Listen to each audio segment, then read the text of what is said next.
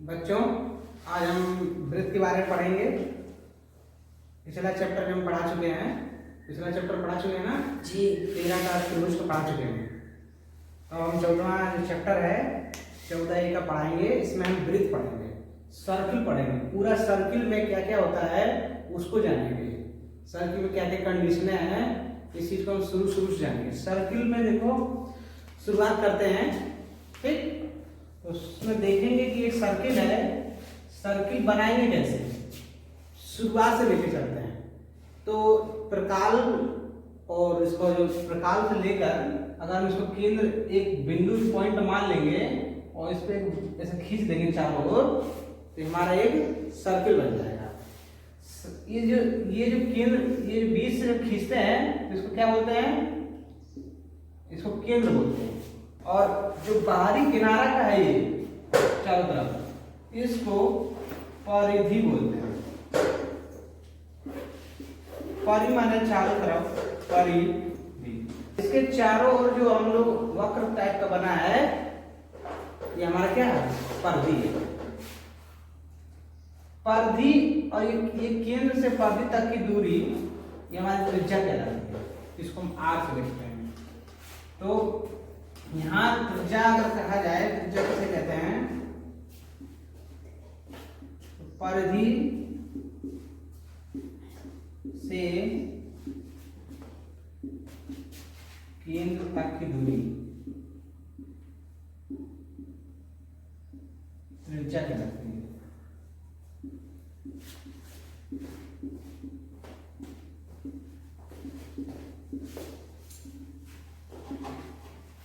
ठीक। अब देखो, ये दूरी भी त्रिज्या है, ये दूरी भी त्रिज्या है, ये सभी त्रिज्या है। एक केंद्र से परिधि तक की जो दूरी होती है, न्यूनतम दूरी, उसको हम त्रिज्या कहते हैं। ठीक। अब ये और ध्यान रखो, अगर इसी के दूसरी तरफ चली जा रही है तो सीधी एक रेखा में केंद्र से, तो ये भी तो त्रिज्या है, हाँ? तो त्रिज्या धन त्रिज्या। अगर हम त्रिज्या और त्रिज्या दो जोड़ देंगे तो 2r हो जाएगा, 2 त्रिज्या। तो इसको हम बोल देते हैं डायमीटर, इसको बोलते हैं व्यास। ठीक, ऐसा में तो व्यास का सूत्र होता है, व्यास बराबर त्रिज्या का दोगुना होता है, हाँ? 2 गुणे त्रिज्या।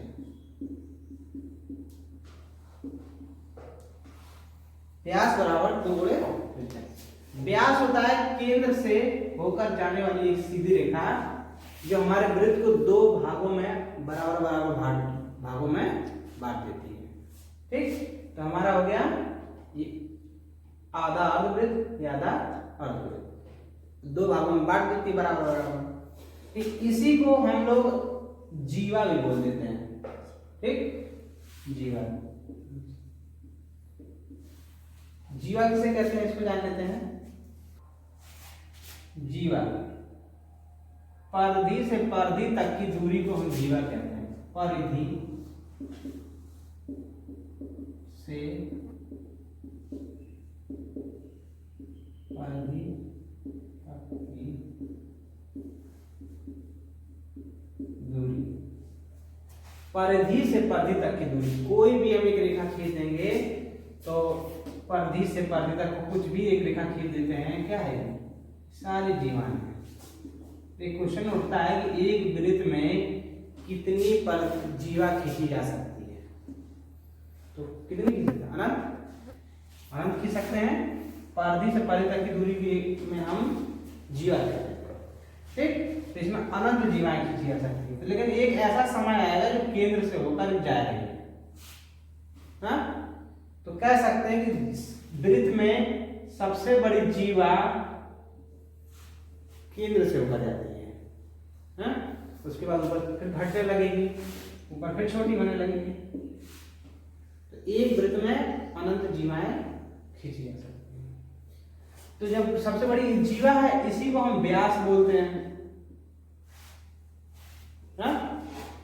तो समझ में आया? अब पढ़ेंगे हम वृत्तखंड। वृत्तखंड।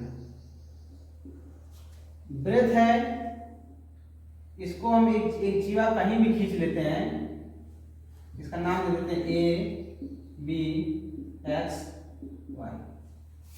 तो वृत्त को खंड, वृत्त नाम से ही लग रहा है, वृत्त के खंड कर दिए, अलग अलग कर दिए। तो वृत्त का एक खंड हो गया, एक ये हो गया। तो वृत्त का एक खंड हो गया, एक लघु खंड, छोटा वाला आपको लघु बोलते हैं, लघु खंड ए एक्स बी, ए एक्स बी लघु खंड, और ये ए वाई बी ये दीर्घ खंड।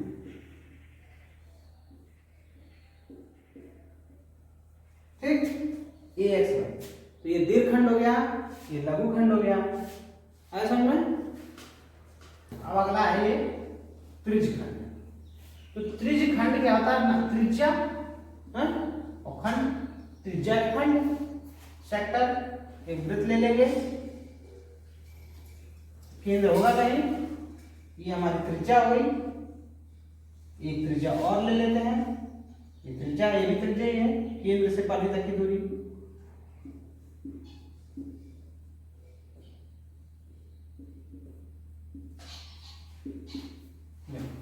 ये हमारा त्रिज्य खंड हो गया, त्रिज्या का खंड, ये त्रिज्या है, ऐसा है, ऐसा देखो ये ना, तो ये लिखेंगे लघु त्रिज्य खंड, त्रिज्य खंड हो गया। ए ओ बी सी, ए ओ बी सी लघु खंड, और दीर्घ त्रिज्य खंड,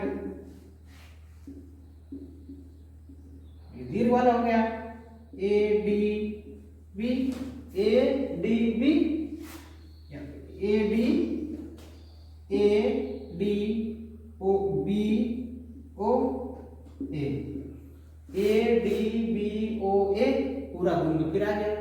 ठीक, तो दीर्घ खंड हो गया, त्रिज्य खंड, वो हो गया हमारा वृत्त खंड, ये पिछला पढ़ा था वृत्त खंड, ये हो गया त्रिज्य खंड, त्रिज्या का खंड हो रहा है ना। वो अकेले क्या हो रहा था, वो अकेले जीवा का खंड, जीवा एक थी तो खंड अलग अलग हो जा रहा था।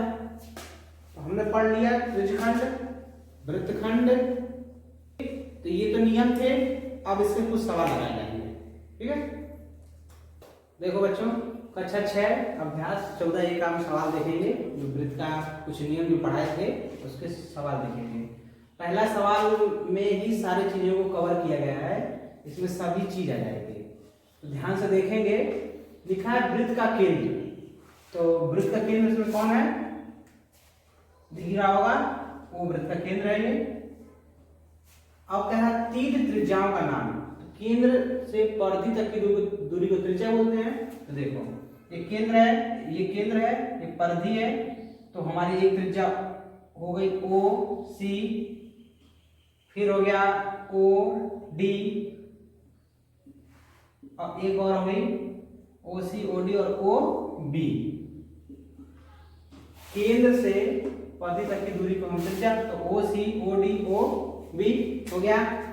एक व्यास का नाम बताइए, तो केंद्र से होकर परिधि से परिधि तक की दूरी को हम व्यास बोलते हैं। तो एक व्यास का नाम बताइए, तो सी सी बी व्यास हो गया। ये देखेंगे, दो जीवाओं का नाम बताइए, जीवा बताए थे परिधि से परिधि तक की दूरी को, तो देखो ये जीवा ये हो गई सी डी, सी डी, और दूसरी क्या हो गई ए बी, दूसरी ए बी हमारी जीवा हो गई, सी डी जीवा हो गई। अंतर क्षेत्र में एक बिंदु, अंदर देखो एक बिंदु बना हुआ है ई, वह क्षेत्र में एक बिंदु, तो वह क्षेत्र में कोई बिंदु नहीं है। यहाँ बाहर होता कोई बिंदु, यच नाम दे दे तो यहाँ यच हो जाता, तो बाहर कोई बिंदु नहीं दिया है। चार चाप, दो लघु चाप, दो दीर्घ चाप के नाम बताइए। हमने दो बता दिए, एक त्रिज्य खंड हो गया और एक वृत्त खंड हो गया। तो वृत्त खंड के एक लघु हो गया, एक दीर्घ हो गया, और त्रिज्य खंड के एक लघु हो गया, एक दीर्घ हो गया। देखो इसमें इसको हटा देते, जगह नहीं है, चार चाप बताते हैं। तो सबसे पहले देखो, एक ये हो गया वृत्त खंड, वृत्तखंड में हो गया लघु लघु दीर्घ लघु चाप और हो गया दीर्घ चाप।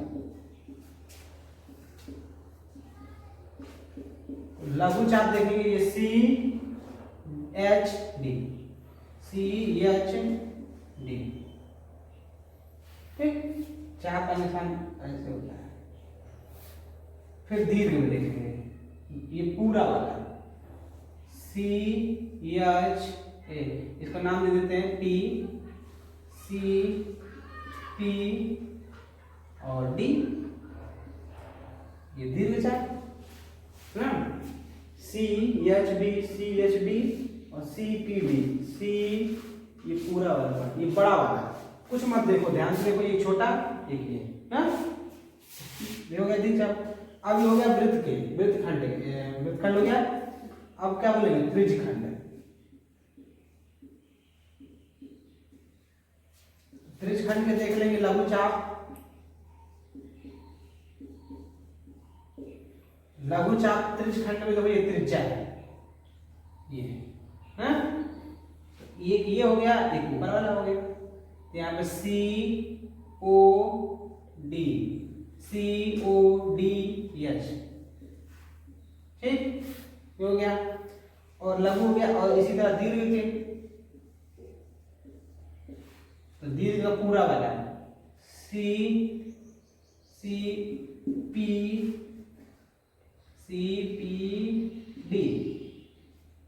ओ C P D O C, ये ऊपर वाला, ठीक, दिख रहा है, समझ में आया ना। अब देखो एक लास्ट वाला था कि लिखा था कि अर्धवृत्त का भी बताना है। तो अर्धवृत्त का एक इधर का हो गया, एक इधर का हो गया, तो ये सीधी रेखा थी और इधर हो गया, एक इधर हो गया।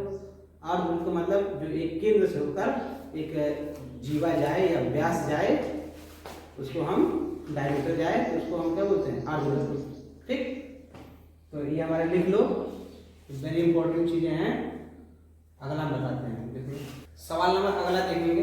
दूसरा सवाल तो सेम था, 3 त्रिज्याएं पूछ रहा था, 3 जीवा पूछ रहा था, इसीलिए दूसरा नहीं बताया, हम तीसरा बताया। तीसरा सवाल है कि लिखा है कि एक चित्र दिया हुआ है, इसमें भी वही चीज है, पूछ रहा है कि कौन चीज क्या है। तो रेखा ओ ए क्या है, त्रिज्या है, केंद्र से परिधि तक की दूरी को त्रिज्या बोलते हैं। रेखाखंड ए बी और सी डी क्या है, ए बी और सी डी क्या है, जीवा है, जीवा है। परिधि से परिधि की दूरी को जीवा बोलते हैं। इसको सी डी को हम व्यास भी बोलते हैं। चाप सी बी डी, सी और बी डी, ये क्या है, अर्धवृत्त है, अर्धवृत्त, ठीक, ये अर्धवृत्त है क्योंकि केंद्र से होकर जा रही है। चाप सी ए डी क्या है, सी ए डी क्या है, ये भी अर्धवृत्त है। जब उधर का अर्धवृत्त रहेगा इधर का भी रहेगा, उधर का अर्धवृत्त है तो इधर का भी तो है, ठीक। उसको उतार लो। सवाल नंबर तीसरा हो गया, चौथा बताएंगे। देखो बच्चों, सवाल नंबर चौथा, प्रकार की सहायता से हमें वृत्त बनाना है। तो बहुत आसान होता है, ये चीज दिख ही रहा होगा, इसमें 0 से लेके 15 तक है, सेंटीमीटर है, और इधर इंच है। तो 15 सेंटीमीटर पे हम इसको हम लिखा है 5 सेंटीमीटर, तो इसको 0 से लेके 5 पे इसमें नाप लेंगे, कटरी प्रकार पेंसिल सहायता से, तो केंद्र मानकर एक वृत्त खींच देंगे, तो हमारा एक वृत्त बन जाएगा, एक हमारा वृत्त बन जाएगा 5 सेंटीमीटर का, ठीक है। केंद्र से परिधि तक की दूरी 5 सेंटीमीटर का बन जाएगा, कहीं सब दूरी 5 सेंटीमीटर रहेगी। ये व्यास लिखा है, हाँ, तो व्यास में क्या है, त्रिज्या ये दूना होता है ना, तो व्यास बराबर क्या होता है, 2r होता है ना, दुगना होता है। तो ये 2 भाग में दे देंगे इसको, 6/2, 2 3 6, तो r का मान कितना, 3। कहने का मतलब त्रिज्या आधी होती है और व्यास दुगना होता है ना। तो इसमें हम 3 सेंटीमीटर का एक पट निकाल के काटा से इसको 3 सेंटीमीटर खींच लेंगे। आगे समझ में? देखो बच्चों, सवाल नंबर 7 को देखेंगे। कहा है कि किसी त्रिज्या का एक वृत्त खींचिए। हम कोई भी वृत्त खींच लेते हैं। ठीक, वृत्त पर कोई दो बिंदु P एंड Q लेकर कोई भी बिंदु P ले लेते हैं, इसको P और Q को मिला देते हैं। P